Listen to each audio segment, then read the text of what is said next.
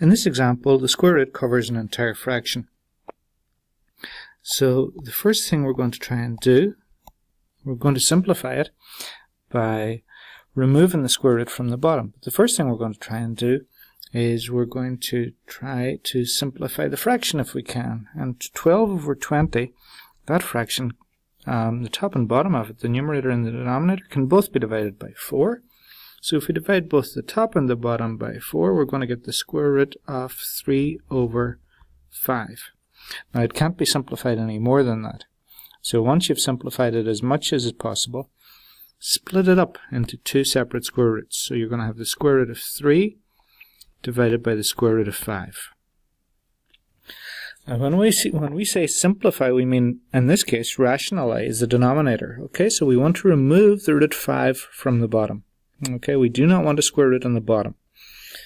And just like in example 1, which was in the last example that we did, we're going to multiply the top and bottom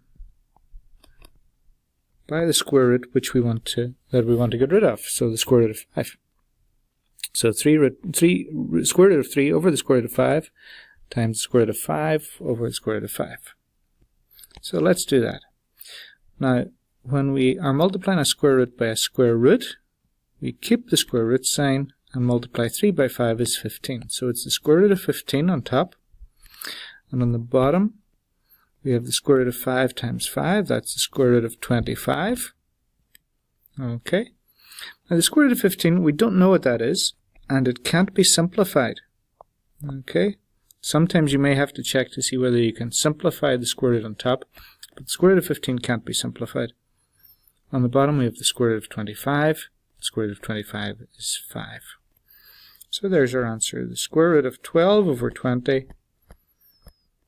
is equal to the square root of 15 all over 5.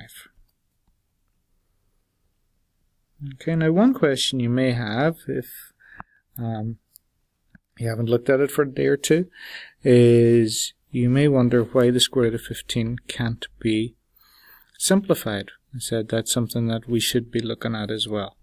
So if we want to know, can we simplify the square root of 15? And this is something you should be checking routinely. Okay, to figure it out, you write down the factors of 15.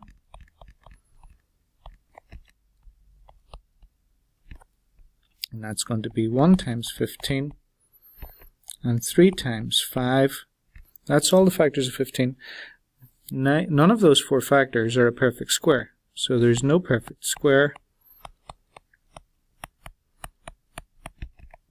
And that means root 15 can't be simplified. Okay, so it's okay for us to leave that as the square root of 15. Okay, the final answer to this problem, the square root of 12 over 20 is equal to the square root of 15 all over 5.